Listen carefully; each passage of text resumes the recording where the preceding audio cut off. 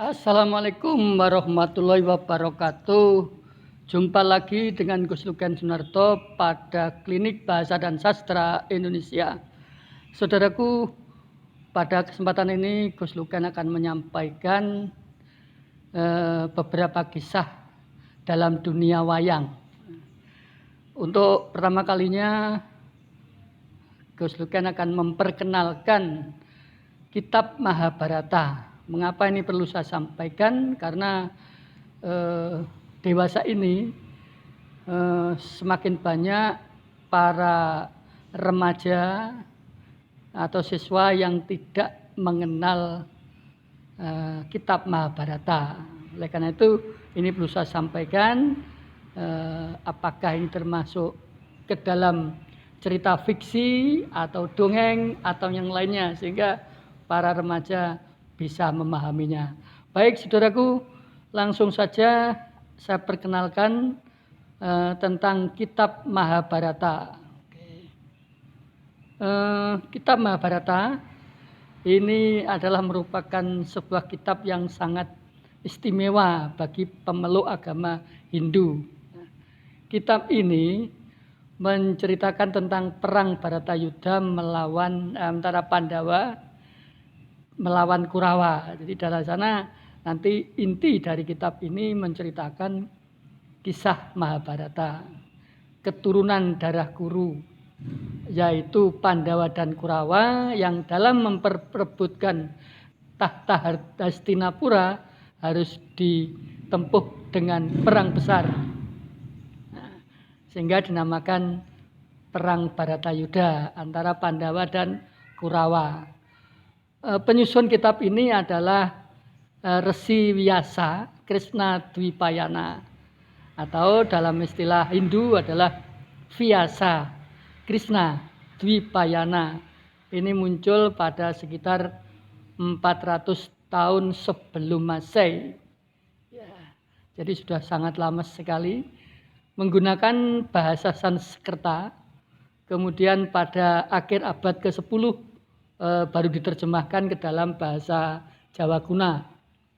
Isi dari kitab ini adalah merupakan satu wiracerita terpanjang di dunia, ya, cerita kepahlawanan, ya.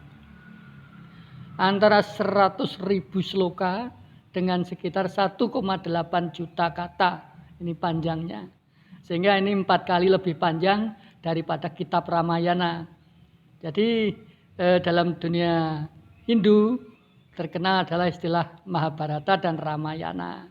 Kalau Ramayana ini mengisahkan soal Rahwana yang menculik Dewi Sinta, intinya begitu, peperangan antara Prabu Rama dengan Rahwana gara-gara Dewi Sinta. Ini Ramayana. Sedangkan Mahabharata Pandawa dan Kurawa. Jadi bedanya, kalau Pandawa dan Kurawa ini hubungannya dengan tahta, sedangkan Rama dan Rahwana hubungannya dengan Sinta atau istri seorang perempuan. Kisah Mahabharata ini, kitab Mahabharata terbagi atas 18 parwa, 18 bagian atau 18 buku. Astadasa parwa. Astadasa parwa.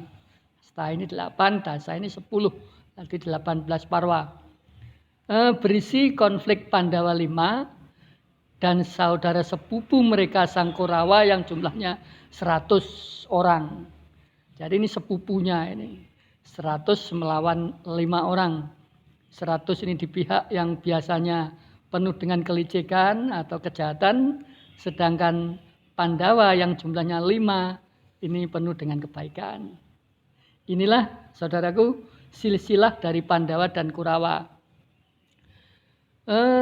Pandawa dan Kurawa ini kakek atau buyutnya adalah Raja Sentanu. Sentanu ini menikahi Dewi Setyawati, dia punya anak Citragada dan Wicitrawirya, atau terkenal dengan sebutan Wiyasa atau Resi Wiyasa, atau kalau dalam pewayangan disebut Begawan Abiyasa, begitu. Ya, sementara sepupunya adalah Resi Bisma. Nah, ini Resi Wyasa atau Begawan Abiyasa ini atau Wicitrawirya ini mempunyai 2 istri. Ini karena mendapatkan sayembara yang diperoleh oleh Raja Bisma itu, Bisma, kemudian diberikan Wicitrawirya, dinikahi di sana. Sementara istri yang Ambika menurunkan Destarata, kemudian yang Ambalika menurunkan Pandu. Nah, Destarata inilah yang nantinya punya keturunan 100 orang, sedangkan Pandu menurunkan 5 orang. Lah ini nanti yang akan terjadi perang besar ya, antara keturunan Destarata dan Pandu. Jadi di sana ada Korawa, Duryudana CS ini. Kalau yang di keturunan Pandu ada Puntadewa CS. Tuh, sehingga Resi Abiyasa ini merupakan mbahnya atau eyangnya para Pandawa. Baik saudaraku, Pandu di sana beristri 2, yaitu Kunti yang menurunkan Raja Yudhistira ini, kemudian yang kedua Bima atau Werkudara, yang ketiga Arjuna atau Janaka. 3. Kemudian Madrim dari Dewi Madrim, dia punya anak kembar yang bernama Nakula dan Sadewa, sehingga keturunan Pandu dari 2 istri adalah Yudhistira atau Puntadewa, Bima atau Werkudara, Arjuna, Nakula dan Sadewa. Inilah para Pandawa. Sementara dari Destarasta ini menikah dengan Gendari. Gendari ini kakaknya Patih Sengkuni. Nah, Patih Sengkuni ini orang yang berhati berperilaku licik ini. Dari Gendari menurunkan 100 orang. Anak yang pertama diberi nama Duryudana, kemudian Dursasana dan seterusnya sampai jumlahnya 100.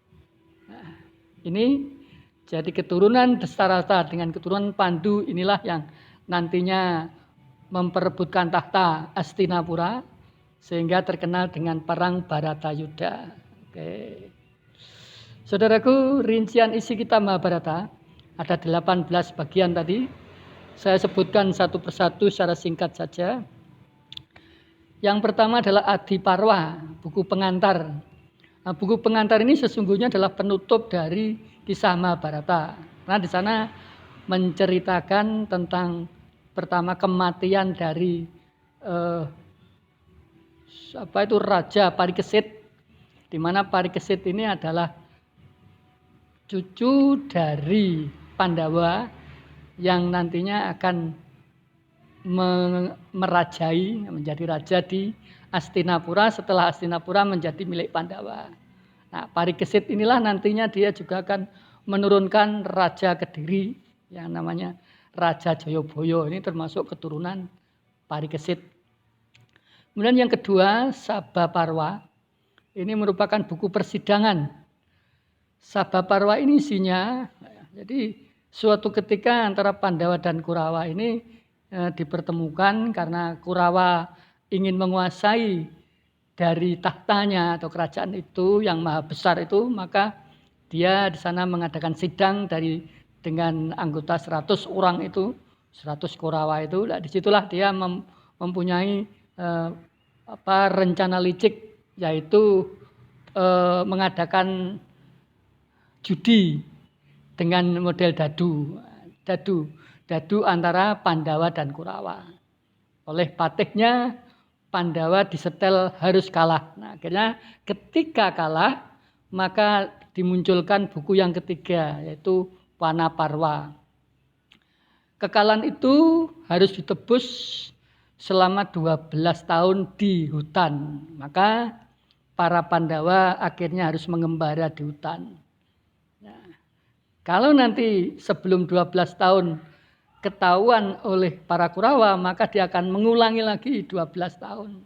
Sehingga dalam pengembaraan di hutan, mereka berlima Pandawa ini merubah action, merubah bentuk, merubah penampilan dan membuat nama baru.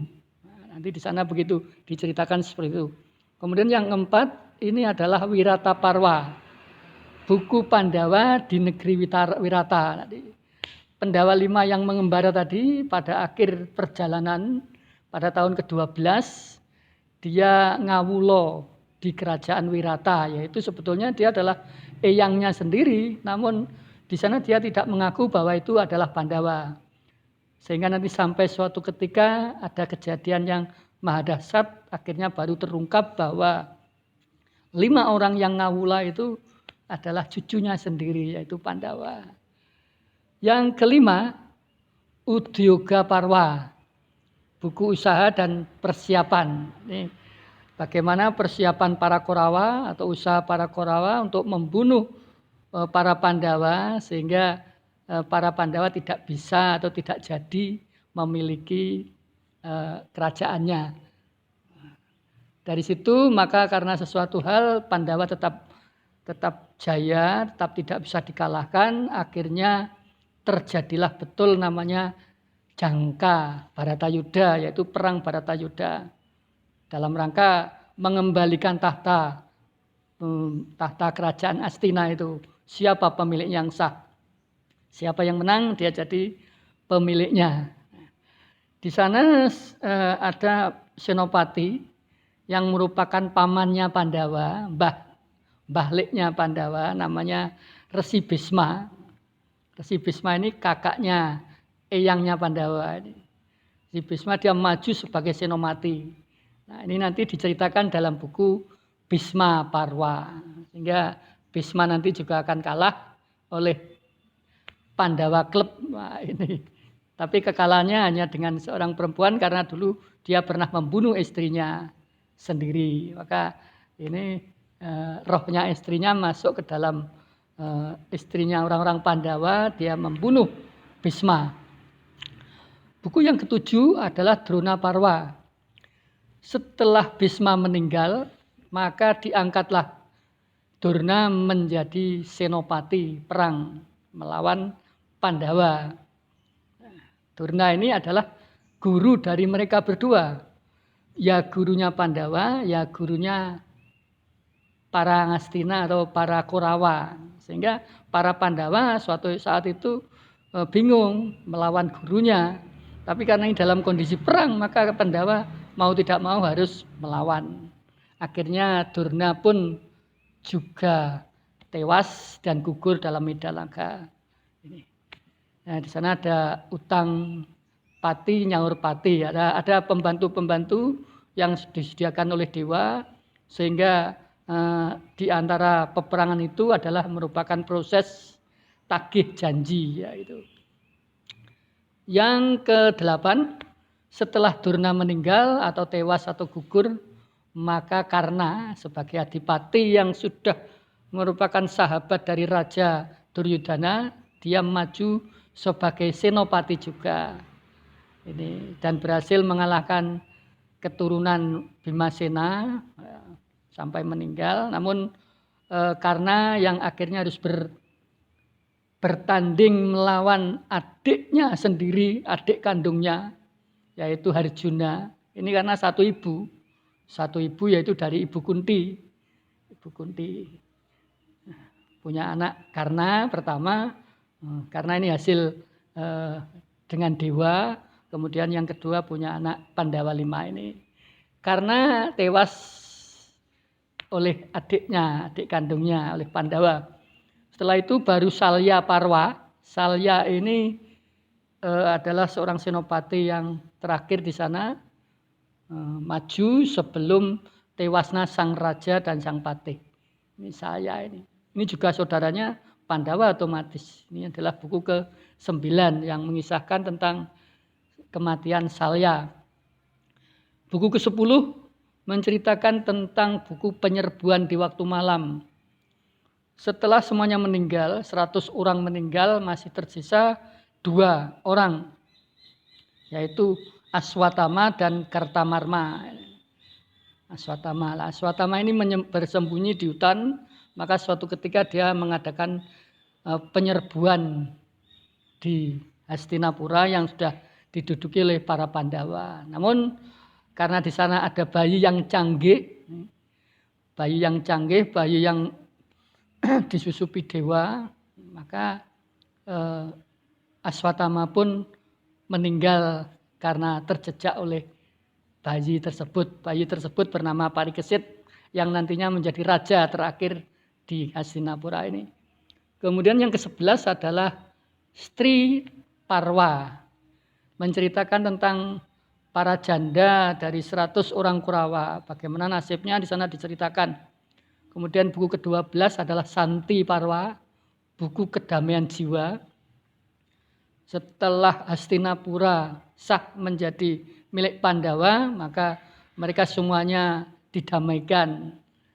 Janda-janda yang korban perang juga didamaikan, dipenuhi dengan kehidupan yang layak oleh para Pandawa. Kemudian juga muncul buku yang ke-13, buku ajaran hikmah-hikmah dari perang Bharatayuddha yang namanya Anusasana Parwa. Buku ke-14 adalah buku Aswamedika Parwa. Yang ke-15 Asrama Parwa, buku pertapaan. Setelah semuanya berjalan lancar, maka Pandawa 5 ini karena sudah merasa tua, mereka bertapa untuk menjernihkan hati, untuk menebus dosa-dosanya selama perang. Dan dia ingin menuju surganya dewa. Maka 5 orang Pandawa bertapa di hutan di sana. Lalu diwadahi dalam buku Asrama Parwa. Kemudian buku yang ke-16 Mausala Parwa, buku senjata gada. Senjata gadanya Pandawa yang menang dalam peperangan itu diceritakan di situ.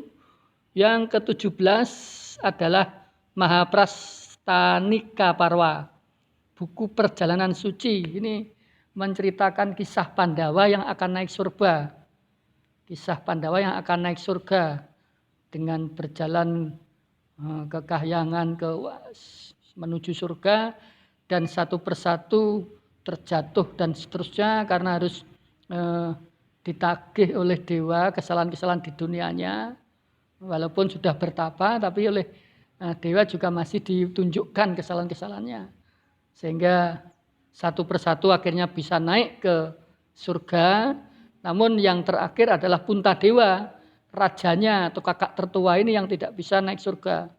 Ini sulit sekali karena dia punya azimat namanya Jimat Kalimosodo. Ini jimat yang paling ampuh di dunia pewayangan. Kalimasada dia tidak bisa membaca. Karena itu dia terhambat oleh jimatnya itu sendiri. Maka di situ diceritakan Swarga Rohana Parwa di sana. Dalam cerita itu akhirnya Puntadewa bisa naik surga jika menjalani tapa jalan sekian ratus tahun dan harus nantinya bertemu dengan orang yang bisa membaca jimat Kalimasada itu. Siapa yang bisa membaca? Ternyata Puntadewa ini bertemu dengan Sunan Kalijaga yang ada di Demak, baru di sana oleh Sunan Kalijaga dituntun cara membacanya jimat tersebut. Setelah itu barulah Puntadewa bisa naik surga. Nah, demikian 18 Parwa buku Mahabharata, kisah mulai dari kelahiran Pandawa sampai dengan kematian Pandawa, sampai dengan surganya Pandawa diceritakan di situ dalam babak atau bagian demi bagian 18 Parwa.